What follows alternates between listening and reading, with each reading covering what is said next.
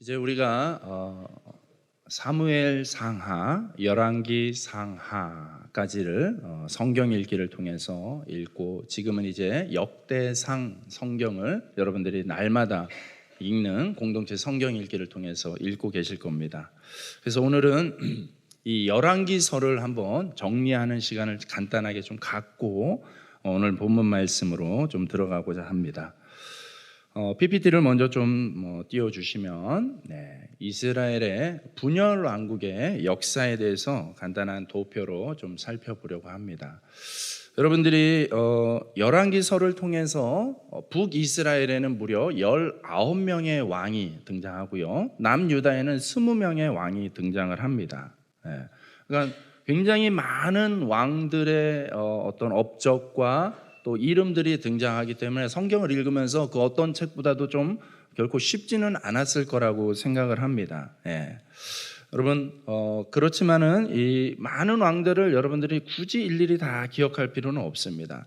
저 그림을 보여드리는 이유는 저렇게 복잡하구나라는 게 아니라, 그림도 이제 구분해서 잘 보시면 됩니다. 줄에 따라서 선지자 라인이 있고, 북이스라엘 왕, 남유다 왕, 또 남쪽 유다에서 활약했던 선지자들이 있습니다.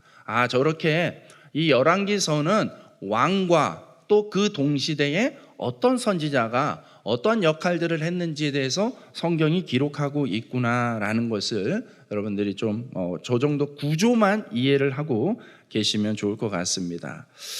솔로몬이 931년까지 BC 931년까지 통치를 합니다.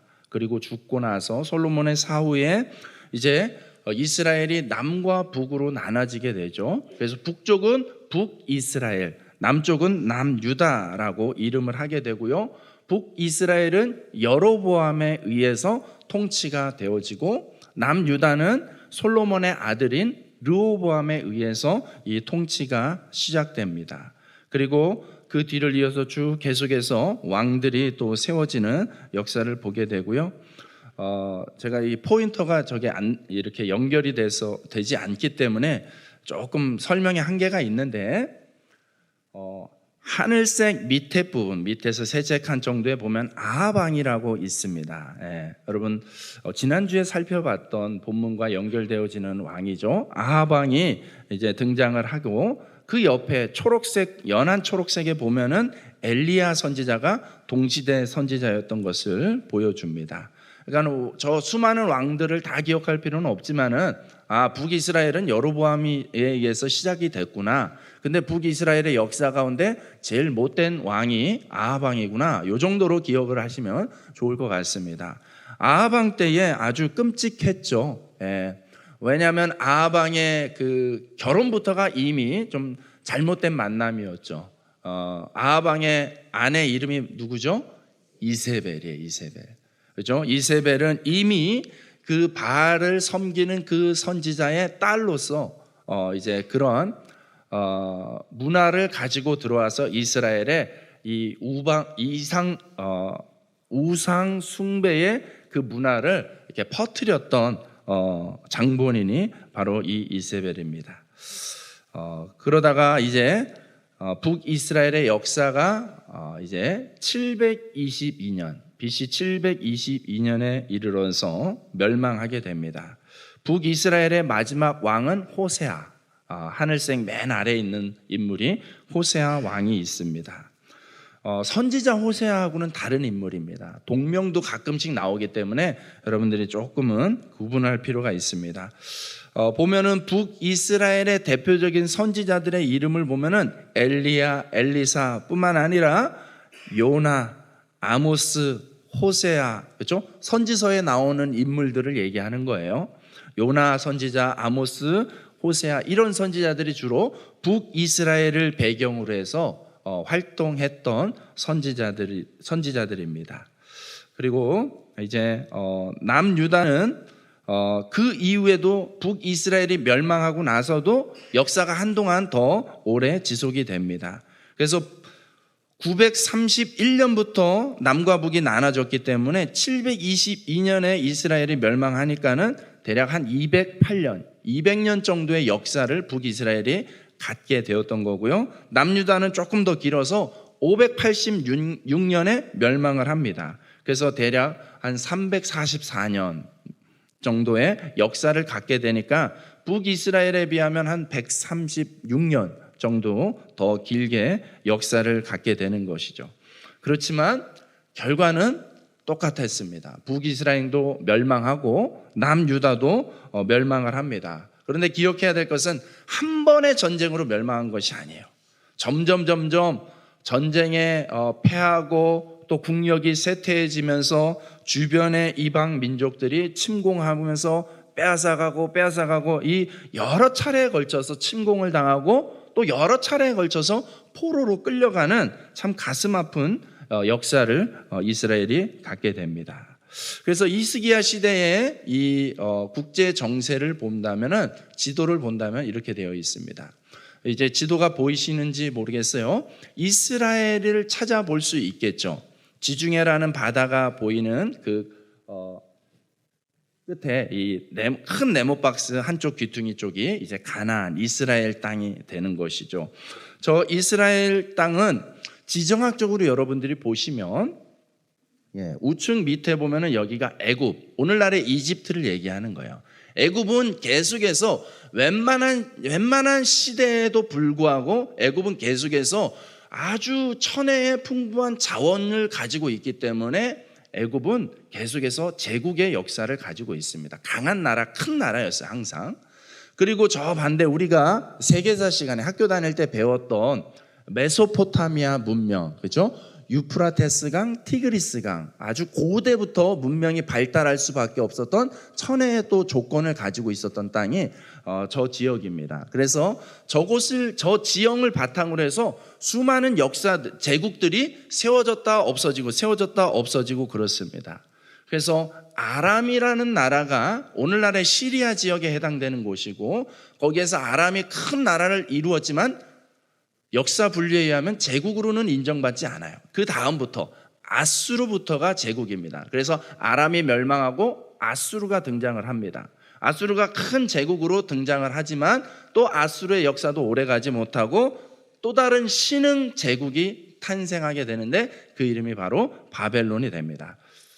그래서 여기 가운데 저 박스 부분을 조금 더 확대해서 보여주는 사진이 저렇게 됩니다. 아수르 다음에 바벨론 다음에는 메대와 바사라는 나라가 연합해서 또 하나의 제국을 이루게 됩니다. 제가 이렇게 세계사 시간처럼 이렇게 설명하는 이유는 여러분들이 이제 남은 구약 성경을 읽을 때 이 세계사 요 정도의 배경은 알고 있는 게 이제 성경을 이해하는 데 있어서 도움이 되는 것이죠. 성경의 역사가 결코 그냥 사람들이 만들어낸 하나의 신화가 아니라는 것을 얘기하고 싶은 겁니다. 우리가 알고 있는 이미 드러나고 밝혀진 세계사와 밀접하게 연관되어 있는 세계사의 한 축이 되어지는 이스라엘의 역사다라는 것을 말씀드리고자 하는 것이죠. 그래서 저 지역의 바벨론 지역은 워낙에 좋은 지형을 가지고 있다 보니까는 많은 제국들이 세워졌다 없어졌다가 그런 역사를 가지고 있죠. 그리고 바벨론 다음에 메데 바사 연합국이었다가 바사가 모든 걸 다 통치합니다. 바사가 오늘날의 이제 우리가 세계사 시간으로 접하는 나라 이름은 페르시아 제국이 되는 거예요. 오늘날의 이란의 모태가 되는 그 역사를 가지고 있습니다. 요 정도만 우리가 보시면 되겠습니다.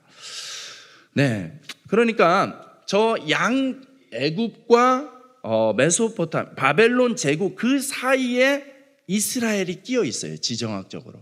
그러다 보니까 양대 제국이 어느 시대에는 힘이 막 더 팽창을 합니다. 그러면은 조금 더 정복을 하고 싶은 거예요. 그러다 보면 양대 두 제국이 마주할 때가 있어요. 그 사이에 누가 있다고요? 이스라엘이 있어요. 그러니까는 그 사이에서 오른쪽에서 뺨 맞고 또 왼쪽에서 뺨 맞고, 이게 이스라엘의 힘없을 때 이스라엘의 안타까운 역사였던 거예요.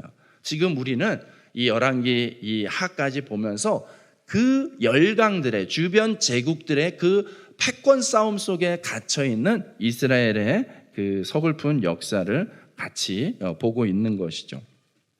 열왕기하 후반부는 히스기야 이후에 남유다의 남은 역사를 다루고 있습니다. 북이스라엘의 최악의 왕으로 손꼽을 수 있는 사람이 북이스라엘은 워낙에 못된 왕들이 많았어요. 근데 그 중에도 손꼽는 왕이 아합 왕이라고 이야기를 했습니다. 그럼 그에 못지않게 남유다에도 선한 왕들이 있었지만 또 악한 왕들이 있었습니다.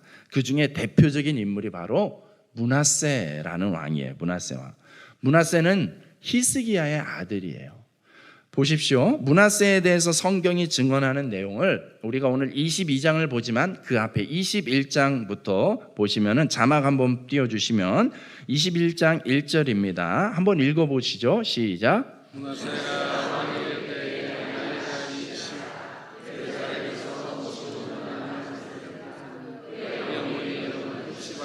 7절.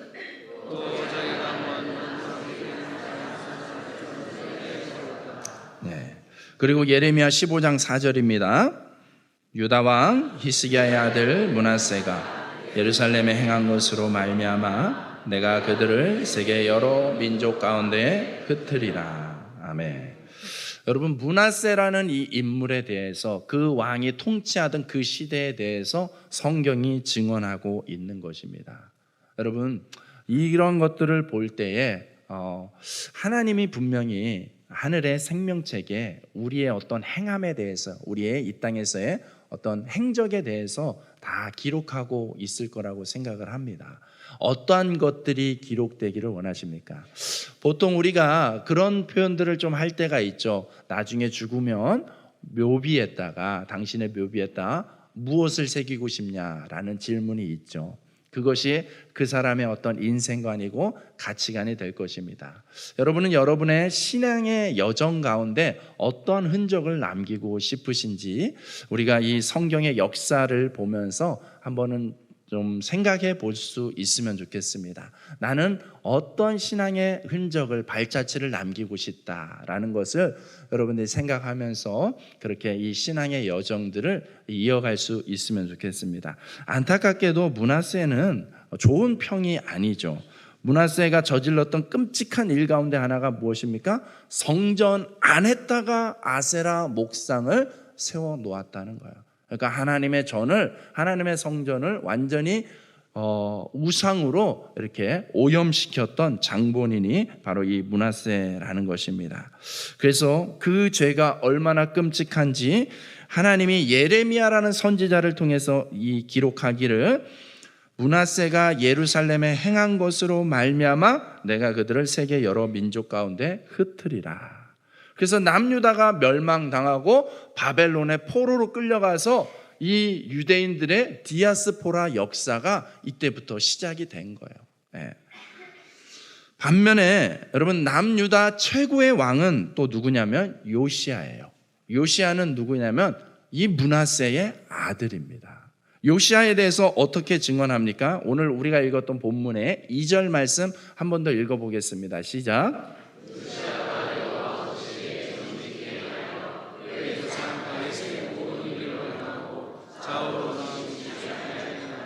아멘. 네. 여러분 보십시오. 요시야라는 이 왕은 다윗과 견주어서 거의 다윗과 동급으로 하나님이 칭찬하고 인정하는 그런 특별한 왕이었습니다. 선한 왕이었습니다. 여러분, 근데 이 역사의 흐름을 보면은 특이한 것이 있습니다. 여러분, 히스기야라는 왕은 우리에게 좀 잘 알려져 있는, 비교적 잘 알려져 있는 왕이죠. 히스기야는 왜 그렇습니까? 히스기야는 기도가 좀 유별났죠. 그죠? 죽을 병에 걸렸는데 기도를 통해서 생명이 연장되는 놀라운 기적을 경험했습니다. 그게 대표적인 하나의 사건이고, 그 외에도 히스기야는 정말 기도를 통해서 위기 때마다 잘 극복하는, 정말 하나님을 특별히 경험하는 인생이었어요. 그런데 좀 안타깝게도 히스기야의 신앙은 당연히 이렇게 충만하고 좋았을 터인데, 히스기야의 아들 누구요? 므낫세는 손꼽히는 악한 왕, 못된 왕이 되고 말았어요. 근데 또 보십시오. 므낫세의 아들 누구요? 요시야는 또 손꼽히는 선한 왕이에요. 여러분, 이 성경의 역사를 보십시오. 이 퐁당퐁당 이어지는 이 역사를 보십시오. 부모의 신앙이 자녀들에게 절대로 절대적이지 않습니다. 우리의 때에 우리가 부흥을 경험한다고 해서 우리의 자녀들이 당연히 신앙이 좋아지고 믿음이 좋아진다라는 보장을 할 수가 없습니다. 그렇기 때문에 나만 잘 사면 된다? 그 얘기를 하는 것이 아니죠. 얼만큼 자녀들에게 좋은 신앙을 물려주느냐가 참 중요하다라는 교훈을 우리에게 남기고 있는 거예요. 네. 물론 우리 중에는 모태신앙인 분들이 계시죠. 부모님 또 그 할아버지 할머니의 신앙을 물려받아서 이렇게 좋은 환경 속에서 신앙생활을 해요. 근데 그럼에도 불구하고 여기 지금까지 신앙생활 하시는 분들은 정말 귀한 분들이죠. 모태신앙인데도 떠나지 않고, 그죠? 모태신앙이 모태 그렇게 한다고 하죠. 네. 여러분, 그 좋은 환경을, 기회를 잘 살린 거는 너무나 귀한 거예요. 기회인 거예요. 절대적인 건 아니에요. 그럼에도 불구하고 교회 밖에, 교회를 떠난 사람들 중에는 안타깝게도 이 좋은 기회를 붙잡지 못하고 떠난 사람들이 있죠. 또 어떻습니까? 반면에 우리 집안은 전혀 하나님을 믿어본 적이 없는데, 우리는 철저히 대대로 불교 집안인데, 비록 절에는 안 가지만 늘 종교는 불교라고 얘기하는 이제 이런 환경인데 어쩌다 정말 복음을 듣고 예수님을 영접하게 되었어요. 내 때에. 그래서 정말 기적 같은 집안에 복음이 들어오고 예수님을 영접하는 그 역사가 시작이 되는 경우들이 있잖아요. 그렇죠? 그러니 여러분, 어떤 환경과 조건은 절대적일 수가 없는 거예요. 그렇기 때문에 그 당대의 신앙이 참 중요하다라는 것을 이야기하고 있습니다. 또한 우리가 믿었기에 우리의 자녀들이 당연히 우리처럼 자연스럽게 믿겠지, 막연히 기대하는 것은 너무나 위험한 것이죠. 왜냐하면 여러분, 우리가 이 마지막에 가서 여러분 영원히 갈라지잖아요. 영원한 영생의 천국과 영원한 불못의 지옥으로 갈라지는데, 불확실한 상태로 가서 그 심판대 앞에 서게 돼서 난 천국 갈 줄 알았는데 지옥이라네요. 그때 가서 그런 얘기를 하면 그거 얼마나 허망한 인생입니까? 얼마나 억울한 인생입니까? 되돌이킬 수가 없어요. 우리나라에 좀 이렇게 고대로부터 흘러내려온 세계관 중에 하나가 윤회적인 사상의 영향이 좀 큽니다. 그래서 이거를 사람들이 은연중에 가볍게 여기는 것 같아요. 그때 가서 아니면 어쩔 수 없지, 이런 식으로라든지, 아니면 다음 생에 내가 좀 잘 살아보지라든지 막연한 기대를 갖고 있는데, 절대로 성경은 그렇게 이야기하지 않습니다. 우리의 인생은 한 번뿐인 인생입니다. 여러분, 하나님 앞에, 하나님의 심판대 앞에 서는 것은 한 번입니다. 그렇기 때문에 그때 가서 하나님 잠깐 좀 물립시다, 제가 좀 다시 하겠습니다, 통하지 않아요. 그렇기 때문에 모험을 걸 만한 대상이 아니에요. 철저해야 되고요, 확실해야 되는 것이죠. 우리의 자녀들에게, 여러분들은 물론이거니와 우리의 자녀들에게 이 확실한 신앙을 물려줄 수 있도록 여러분 정말 씨름하셔야 되고 기도하셔야 되고 정말 최선을 다해야 될 줄로 믿습니다.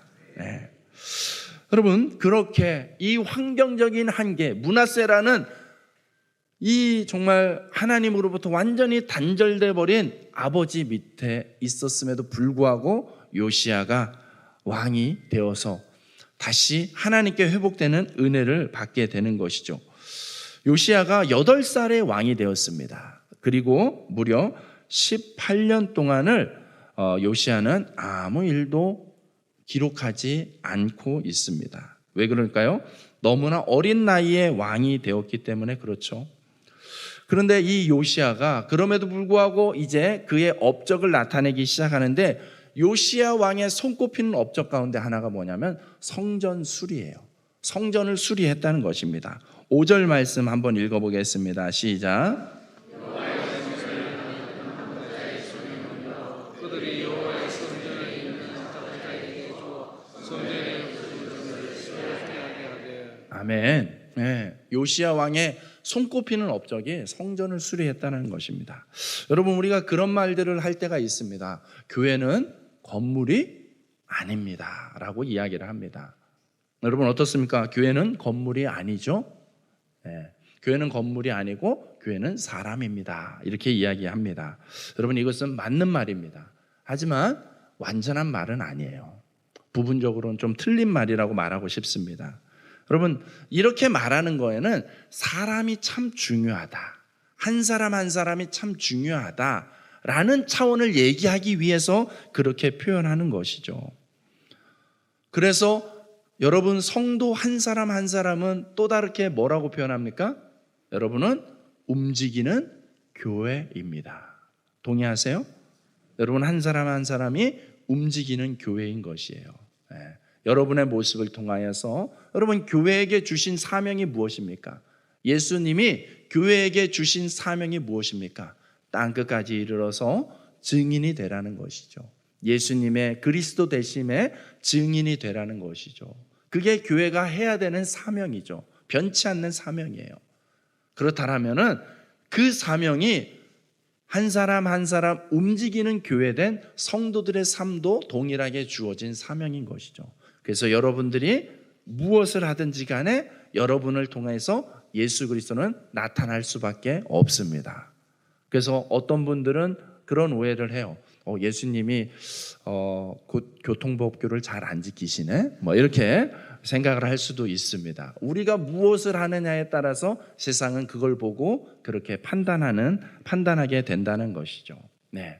그런 차원에서 교회는 건물이 아니라 사람입니다라는 것은 맞는 표현일 수 있겠죠.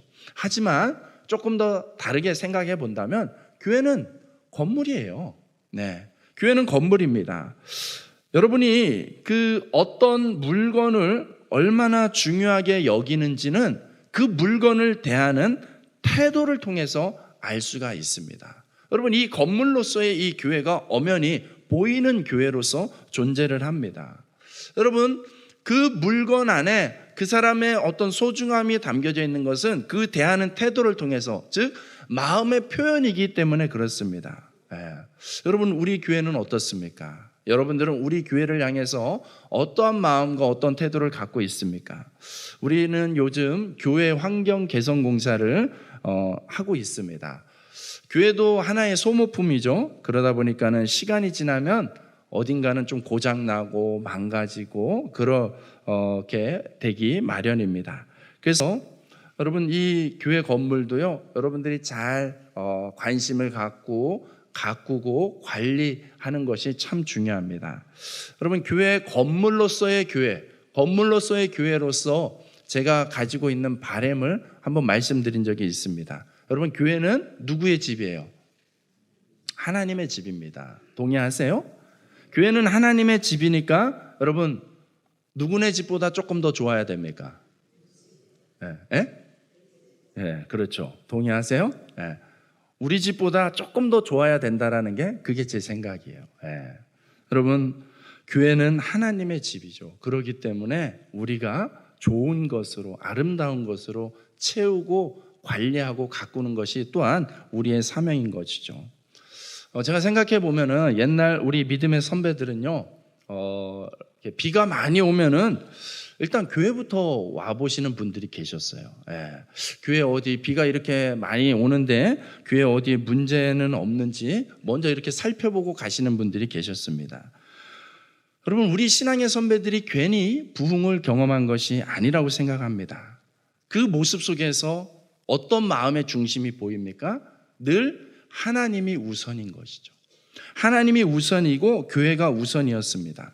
자기 집은 괜찮아서가 그런 게 아니에요. 자기 집도 보면은 비세고 뭐 난리도 아닌데, 근데 교회를 먼저 와서 보는 거예요. 하나님을 더 소중히 여기는 그 순수한 신앙, 마음의 중심이 있었기 때문에 하나님께서 그 세대에게 부흥을 경험하게 하신 줄로 믿습니다.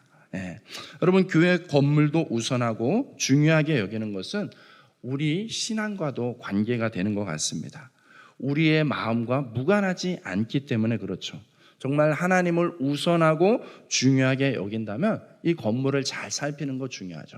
그래서 지금 하고 있는 공사는 그냥 그냥 돈 좀 들여서 수리하지 이런 차원으로 여러분들이 그냥 표면적으로만 이해하시면 안 돼요. 하나님의 전을 좀 필요한 부분을 수리하고 가꾸는 거구나. 정말 필요한 거구나. 몸된 교회를 더 정상적으로 잘 살펴야 되는 거구나. 이걸 하고 있는 거예요. 그렇기 때문에 교회의 공사는 성도들의 기도가 반드시 필요합니다. 여러분들이 관심을 갖고 그렇게 기도해 주시길 주님의 이름으로 부탁드립니다. 네. 여러분, 요시야를 훌륭하게 여기는 이유는 성전 수리를 했기 때문이죠. 그 말은 무엇입니까? 그동안 이 많은 왕들이 있었는데 그 많은 왕들이 세워지는 동안 성전 수리하는 왕이 없었다는 거예요. 건물을 워낙에 잘 지어서 그랬을까요? 아니거든요. 그동안 방치가 됐던 것입니다. 이스라엘은 솔로몬 이후로 계속해서 쇠락하고 쇠퇴하고 있습니다. 하나님에게서 멀어지고 있는 모습이 그런 환경으로 계속해서 묘사가 되고 있는 것이죠. 이스라엘 백성들은 왕부터 해가지고 성전 중심의 생활을 하지 않았다는 증거가 되기도 합니다. 저는 여러분이 이 교회라는 공간에만 머물러 있지는 않았으면 좋겠습니다. 네. 여러분의 신앙생활을 잘한다는 것은 어떻게 보면 한편으로는 여러분의 삶의 터전에서 잘 살아가는 것이 훨씬 더 중요하다고 생각을 합니다. 그럼에도 불구하고 이 교회라는 이 공간 또한 무시할 수 없는 공간이죠. 여러분, 혹시 우리 중에 교회라는 곳은 너무 자주 가면 안 돼. 일주일에 딱 한 번만 가는 게 딱 알차고 좋아. 이렇게 생각한다면 여러분 좀 바뀌어야 됩니다. 여러분, 성도는 어떤 존재입니까? 세상에서 살았는데 하나님께 부름을 받은 거죠. 구원을 받은 것이죠. 그래서 하나님의 자녀가 된 것이죠. 부름받은 성도들의 모임이 교회인 거예요. 그런데 그런 성도들이 다시 하나님께 사명을 받았죠. 세상으로 가서, 땅끝으로 가서 예수님을 증거하라. 세상으로 보냄받은 자들이 또한 성도의 모습인 것입니다. 그러니 여러분, 세상에서 사는 것이 당연한데 세상에서 잘 살기 위하여서 여러분이 이 교회로부터 영적인 양식을 충분히 공급받아야 된다는 것입니다.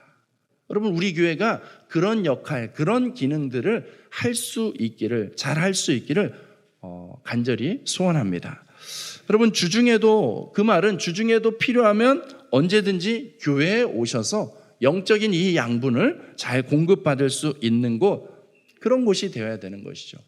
저는 이 본당이 언젠가는요, 이 본당이 활짝 열려져 있고 늘 열려져 있어서 이곳에서 늘 찬양의 소리가 좀 흘러나오고 이곳에서 우리 성도들이 좀 원하시면 시간에 구애받지 않고 오셔서 각자 좀 기도를 하시는 그런 예배당이, 본당이 되었으면 좋겠습니다.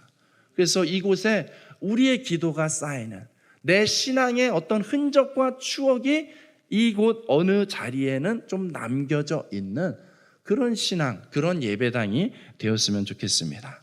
주중에도 우리 성경 강좌들이 열려서 함께 좀 말씀을 좀 배우고, 목장 모임도 주중에 이곳 교회에 와서 목장 모임도 좀 갖고, 성도들의 교제가 주중에도 이루어지면서 재충전이 되어지는 곳, 영적인 충전이 되어지는 곳, 그곳이 바로 우리 구미 사랑의 교회 예배당이 되기를 주님의 이름으로 축복합니다. 여러분이 살아내야 하는 이 세상 가운데 세상의 유혹과 위협이 얼마나 강력합니까? 이에 맞서서 이기려면 영적으로 충분하게 강해져야 돼요. 영적으로 충분하게 정말 좋은 것들을 공급받아야 되는 것이 중요합니다. 여러분, 요시야가 어린 나이 8세의 왕이 되었죠.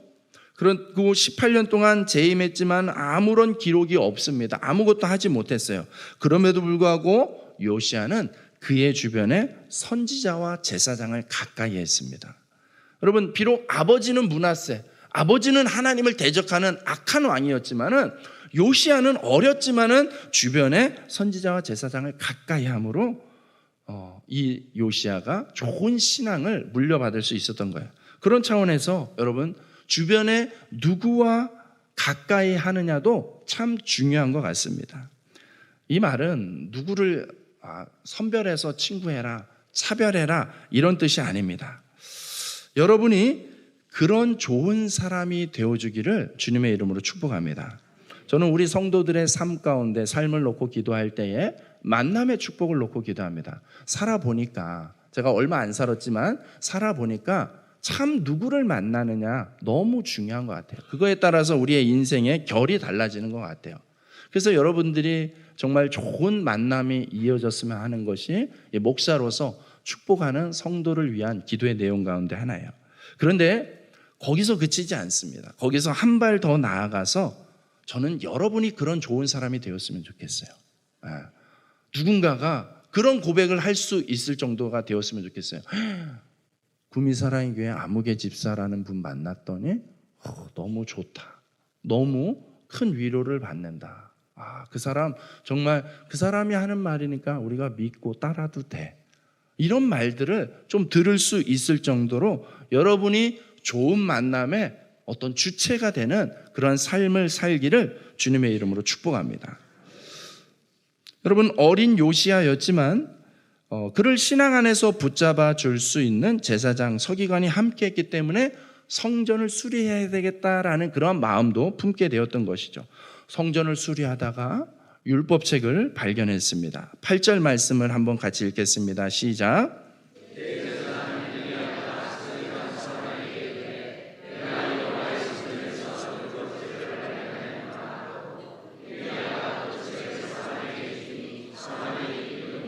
아멘. 아마 이 발견한 율법책은 신명기 중심의 말씀이 책이 아닐까 싶습니다. 요시야가 그 말씀을 읽고 아주 격하게 반응합니다. 11절에 보니까 왕이 율법책의 말을 듣자 곧 그의 옷을 찢으니라. 여러분, 성경에서 회개하는 모습을 나타낼 때 옷을 찢는다든지 죄를 뿌린다든지 하는 행동으로 그 회개하는 모습을 나타냅니다. 그러니까 이 왕은, 요시야 왕은 말씀을 읽으면서, 여러분, 이 말씀이 어떤 말씀이에요? 감춰져 있던 말씀이에요. 그동안 읽혀지지 않았던 말씀이에요. 그러니까는 이스라엘이 왜 망했는지를 적나라하게 보여주는 아주 중요한 장면 중에 하나죠. 말씀이 끊겨진 백성들은 결국에 망하는 백성이 되는 거예요. 하나님의 말씀을 가까이 하지 않는 것은 더 이상 살아있다라고, 영적으로 살아있다라고 말할 수가 없습니다. 여러분, 그렇기 때문에 말씀을 읽는 것이 얼마나 중요한지, 그 말씀이 그 삶을 얼마나 놀랍게 변화시키고 바꾸어 놓을 수 있는지를 보여주는 굉장히 극적인 장면이 오늘 이 말씀이에요. 여러분, 우리가 말씀을 읽는다는 것은 어떻게 읽는 것입니까? 이 말씀을 읽는다는 것은 그냥 눈으로만 읽는 것이 아닙니다. 우리의 오감과 영감을 통해서 읽어야 됩니다. 여러분, 참 놀라워요, 이 말씀이. 제가 오늘 말씀 준비한 원고의 내용을 아까 우리 장로님이 대표 기도할 때 그 대목을 이렇게 기도하시더라고요. 제가 원고 보여드린 적 없거든요. 근데 참 놀랍죠. 그러니까 이 말씀을 전하는 이 사역이, 이 예배가 얼마나 하나님이 우리와 함께하고 있는지를 보여주는 거예요. 저는 예배 때마다 우리 찬양대를 통해서 기도하는 그 대목을 통해서 오늘 주시는 말씀이 정말 하나님이 주시는 말씀이구나라는 것을 다시 한번 확인할 수가 있습니다. 여러분, 이런 말씀이에요. 영적인 말씀이란 말이에요. 그냥 소설책 읽듯이 그런 책이 아니란 말이에요. 근데 이 말씀을 읽는 방법이 어떻습니까? 여러분, 입으로 소리내서 읽는 것이 중요합니다. 지금은 우리가 공동체 성경 읽기를 통해서 우리가 듣는 거에 좀 집중을 하지만 거기서 조금 더 발전하면 여러분들이 직접 소리내서 읽는 것이 훨씬 더 좋습니다. 입으로 소리내서 읽고요, 또 눈으로 보는 것이죠. 그리고요, 귀로 듣습니다. 내가 말하면 그 소리를 또 내가 듣게 되는 것이죠. 그래서 눈으로, 귀로, 입으로 말씀을 읽는 거예요. 여러분, 그리고 그 말씀이 어떻게 됩니까? 우리의 머릿속에 들어오게 되는 것이죠. 머릿속에 들어와서 우리의 생각에 영향을 미치게 됩니다. 생각하고 깨닫고 이해하게 되는 것이죠. 그게 말씀을 읽는 거예요. 그냥 오늘 요 딱 3장 딱 읽었다 끝, 아멘 딱 이렇게 끝나는 게 아니에요. 여러분, 말씀을 읽는다는 것을 성경에서 또 다르게 재미있게 표현하는 것 가운데 하나가 예레미야 15장 16절 말씀인데 한번 같이 읽어봅시다. 시작.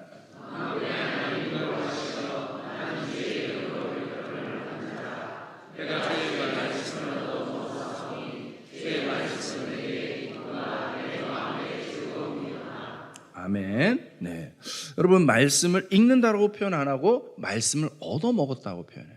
여러분, 말씀은 또 다르게 하면은 먹는다라고 표현해야 되는 거예요. 여러분, 말씀은 먹는 겁니다. 예. 여러분, 말씀을 먹는다라는 단어로서 쓰이는 대표적인 단어 가운데 하나가 히브리어로 하가라는 단어가 있다고 했죠. 여러분, 이 하가라는 것은 되새김질하는 거예요. 되새김질하는 거. 그러니까 말씀을 읽고 곱씹어야 되는 거예요. 그걸 통해서 되새김질을 하는 것입니다. 그게 바로 묵상인 거예요.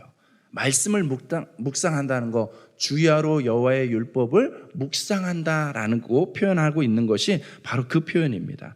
그러면서 그 묵상의 과정을 통해서 머릿속으로 들어왔던 말씀이 가슴속으로 내려가는 거예요. 여러분, 세상에서 가장 먼 거리가 머리에서 가슴까지라고 이야기를 하기도 합니다. 그만큼 머리에 있는 것이 가슴으로까지 내려오는 것이 쉽지는 않아요. 근데 그 작업을 하는 아주 효과적인 방법 중에 하나가 이 묵상이라는 거예요. 묵상. 그래서 말씀을 곱씹으면서 생각하면서 그러면서 점점 마음속에 말씀이 채워지는 것이죠. 말씀이 채워진 채로 그렇게 여러분들이 세상에 보냄받아서 세상에서 일상을 살다 보면은 여러분, 보여지고 해석되어지는 것이 얼마든지 달라질 수가 있습니다. 그 가운데에서 하나님을 발견할 수 있고 신앙적인 유의미함을 가질 수 있게 되는 것이죠. 여러분, 우리가 고백하기를 하나님은 어디 계시다고 이야기합니까? 하나님은 어디요? 우리 마음에 계시죠. 또 어디에 계십니까? 내 마음은 계신데 저분 마음엔 안 계시고 막 그런가요? 여러분, 우리 마음에 있다라는 표현이 여러분 다르게 표현하면 뭡니까? 온 우주에 계시다는 거예요. 온 우주에 충만하신 하나님이라고 그렇게 표현을 합니다. 어디에서든지 간에 하나님은 계시다는 것이죠. 이 말은 무엇입니까? 어느 것 하나, 이 세상에 존재하는 어느 것 하나 하나님과 상관없이 이루어지는 것이 하나도 있을 수가 없다라는 것이죠. 그래서 우리가 습관적으로는 이 우연이라는 단어를 쓰지만 실은 정확하게 이야기하자면 신앙적인 개념하고는 안 맞는 것이죠. 그렇다면 우리가 경험하는 삶의 모든 순간에 반드시 하나님과 상관이 있는 줄로 믿습니다.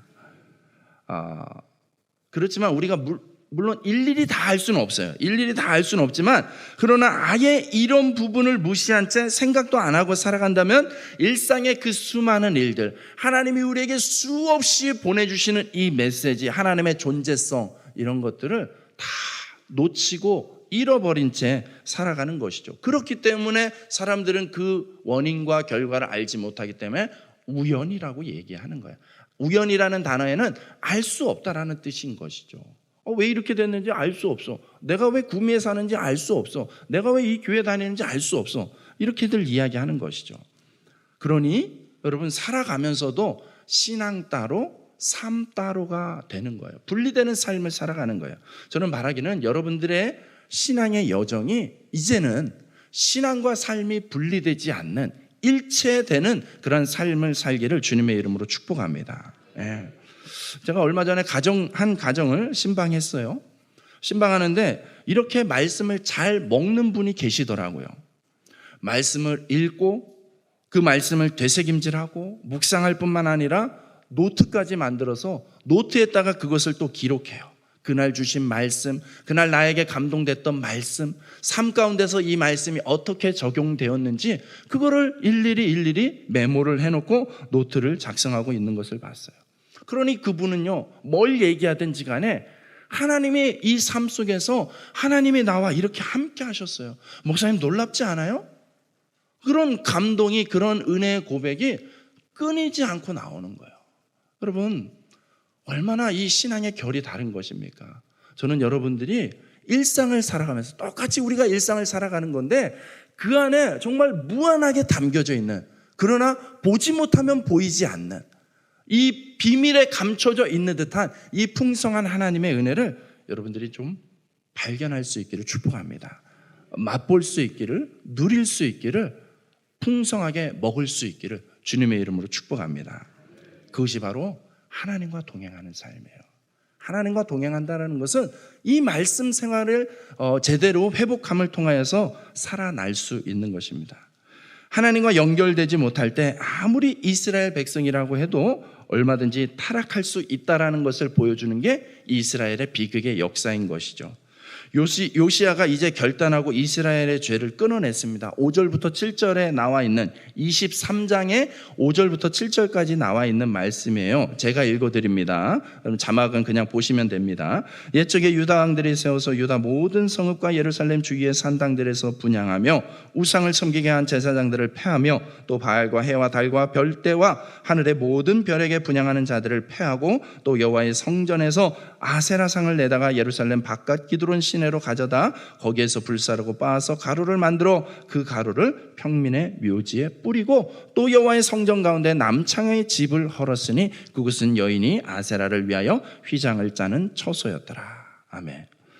여러분, 요시야가 이제 이 이스라엘 전역에 있는 이 죄악된 모습들, 그것을 특별히 우상 숭배에 대한 부분들을 철저하게 다시 정결케 하는, 청소하는 대대적인 작업, 종교 개혁을 단행하고 있는 장면을 보여주고 있습니다. 그런데 여러분, 이 구절을 역으로 생각해 보면은 여러분, 그동안 이스라엘이 얼마나 타락했는지, 얼마나 부패했는지를 알 수가 있습니다. 끝도 없이 나오는 이 우상 단지들 뿐만 아니라 여호와의 성전에서 뭘 제거했다고요? 아세라상을 제거했다는 거예요. 여러분, 그리고 성전 가운데 무슨 집이 있어요? 남창집이 있어요. 남자 기생집이 있다는 것이 웬 말입니까? 정말 타락의 끝판왕을 보여주는 이 이스라엘의 끔찍한 모습인 거죠. 여러분, 이 말은 무엇입니까? 하나님이 이스라엘을 버린 것이 아니죠. 백성들이 하나님을 버렸던 거예요. 백성들이 하나님을 어떻게 버렸는지 보여주는 참으로 끔찍한 장면입니다. 결국 신명기에서 약속한 대로 너희가 하나님을 믿고 의지하면, 율법대로 살면 하나님이 축복하시지만 하나님을 떠나면, 하나님을 버리면 어떻게 된다고요? 멸망당할 수밖에 없다라는 그 약속대로 이루어질 수밖에 없습니다. 하나님을 떠난 이스라엘의 범죄함이 얼마나 심각했는지 보여주는, 그래서 심판이 결정될 수밖에 없는 장면인 것이죠. 다만 요시야와 같은 회개하는 자를 통해서 멸망의 시간표가 조금 더 연장이 된 것입니다. 여러분, 우리는 그냥 이것을 문자로 읽었기 때문에 피부로 와닿는 데는 한계가 있어요. 여러분, 요시야 왕이라 하더라도, 아무리 그가 선하고 의로운 왕이라 하더라도 여러분, 이 우상을 제거하는 것이 쉬웠을까요? 절대로 쉽지 않았습니다. 여러분, 이미 수많은 사람들이 이 우상 숭배하는 일과 연관되어 있죠. 거기서 생계를 챙기는 사람들, 이득을 챙기는 사람들이 많이 있었을 거예요. 그렇다면 그들이 가만히 있었을까요? 극렬하게 저항을 했을 것입니다. 그럼에도 불구하고 요시야가 이 개혁을 단행했다는 것은 그만큼 확고했다는 것입니다. 여러분, 회개하는 이 요시야의 장면이 나오죠. 여러분, 회개라는 것은 무엇이냐면 잘못을 깨닫는 거, 잘못을 인정하는 거, 이거는 회개가 아니에요. 그건 그냥 인정일 뿐이에요. 그건 그냥 깨달을 뿐이에요. 회개라는 것은 거기서 삶의 자세까지, 태도까지도 돌이키는 거, 거기까지 나아가야지 회개인 거예요. 여러분, 요시야가 옷을 찢고 회개했습니다. 그리고 결단했죠. 우상을 제거해야만 한다. 제거하리라. 내 목에 칼이 들어와도 내가 이것을 반드시 해야만 되는구나 라는 걸 깨달은 것이죠. 그래서 엄청난 저항이 있었음에도 불구하고, 엄청난 손해와 고통이 있었음에도 불구하고 요시야는 끝까지 이 종교 개혁을 단행했던 것입니다. 사랑하는 여러분, 이제 말씀을 마칠 거예요. 여러분, 우리도 신앙생활하면서 이 수많은 말씀을 들었을 거예요. 그래서 여러분들 마음 한켠에는 나도 정말 하나님 제대로 믿고 싶어요. 하나님 정말 잘 섬기고 싶어요. 그런 마음이 저는 다 있다고 생각을 해요. 다 있습니다. 그래서 신앙적인 결단을 하죠. 하지만 세상에 나가서 살아보니 현실이라는 것이 그렇게 만만치 않다라는 거. 그래서 어떤 분들은 저에게 충고합니다. 목사님이 아직 세상을 몰라서 그렇습니다. 저도 어느 정도 동의합니다. 저는 여러분들만큼 치열하게 세상의 삶을 살지는 못하죠. 목사라는 어떤 환경적인 라이프가 있으니까. 그런데 여러분, 그 현실 속에서 부담도 되고 손해본 것처럼 여겨질 때가 많이 있을 거예요. 주저하고 망설이게 만드는 현실들이 있습니다. 어렵습니다. 뻔히 손해보는 상황, 힘들어지는 상황 알고도 누가 갈 수 있습니까? 자발적으로 가는 거 어렵습니다. 그럼에도 불구하고 요시야가 오늘 결단할 때에 하나님께서 그를 길이길이 기억에 남는 선한 왕으로 세우셨던 것처럼 여러분들이 그럼에도 불구하고 희생할 줄 알고 헌신할 줄 알면서도 그 힘든 길, 고된 길 결단하며 살아낼 때에 그 수고가 결코 헛되지 않습니다. 하나님이 기억하십니다. 하나님이 그것을 반드시 귀하게 여겨주실 줄로 믿습니다. 사랑하는 여러분, 예루살렘의 멸망의 역사를 다루면서 우리에게 주시는 이 결론이 무엇입니까? 하나님의 최종적인 결론은요, 그래서 너희들은 망했다 이렇게 끝내지 않잖아요. 여러분, 이 이스라엘의 역사는 점점 어두워져 가는 것 같지만은 결국에는 어떻습니까? 포로로 끌려갔던 이들이 다시 돌아오죠. 그리고 구약의 끝은 무엇과 맞닿아 있습니까? 신약과 맞닿아 있죠. 신약은 누구에 대한 말씀입니까? 오실 메시아의, 약속된 메시아의 오셨다라는 말씀의 증거인 것이죠. 하나님의 결론은 즉 무엇입니까? 구원입니다. 하나님은 우리에게 구원을 베풀기를 원하시는 것이죠. 비록 지금 나라는 망하고 바벨론의 포로로 끌려가지만 70년 만에 다시 돌아오게 하시고 궁극적으로는 예수 그리스도를 통하여서 우리에게 구원의 문을 열어주셨던 것처럼 하나님은 결코 그냥 내버려 두지 않으실 것에 대한 분명한 소망, 분명한 확신을 가지고 다시 한번 힘을 내고 다시 한번 일어서는 저와 여러분 되시길 주님의 이름으로 축복합니다.